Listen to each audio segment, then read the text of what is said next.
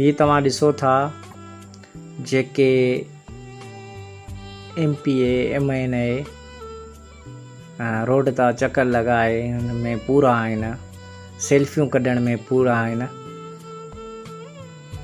ऐं इहे छा जे करे अचनि था ऐं इन्हनि खे छा करणु घुरिजे हा ऐं हुन जे पोयां छा माजरा आहे, अचो त जाइज़ो वठूं।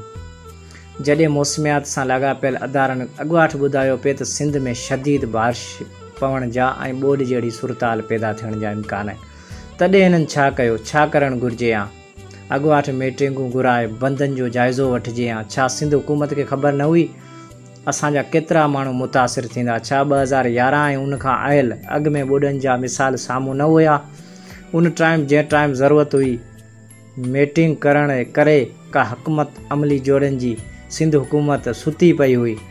नतीजनि तेज़ बारिशूं पियूं ऐं माण्हू वीचारा दरबदर थी पंहिंजा अजा छॾण लॻा। चौपायो माल मरण लॻो, सिर बचाए माण्हू भिटनि भर रवाना ऐं हुकूमत वरी नाली जो सबूत ॾिनो। तकड़ा उपाउ वठी खीमा बस्तियूं क़ाइमु कजनि हा न। उन टाइम सरकार सगोरी जी अखि खुली ऐं मीटिंगूं करण लॻा त हाणे छा कजे?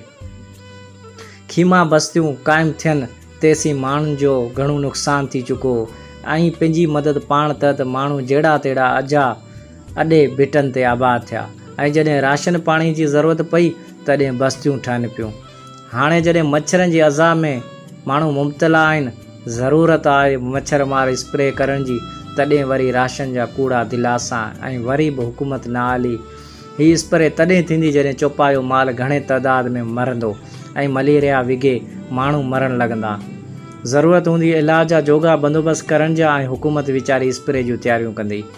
केतिरियूं बि तारीफ़ूं लिखो, ज़मीन आसमान हिकु करे छॾियो, पर हाणे माण्हू तव्हांजे मुनाफ़िकनि चालाकियुनि ग़लति ऐं नाकास पॉलिसी ऐं नाअली सम्झनि।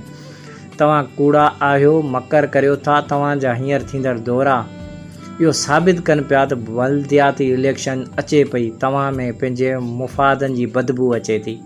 अवाम सां को बि सरोकार न आहे। तव्हांजी हुकूमत पॉलिसियुनि जी पत वाखी थी चुकी आहे।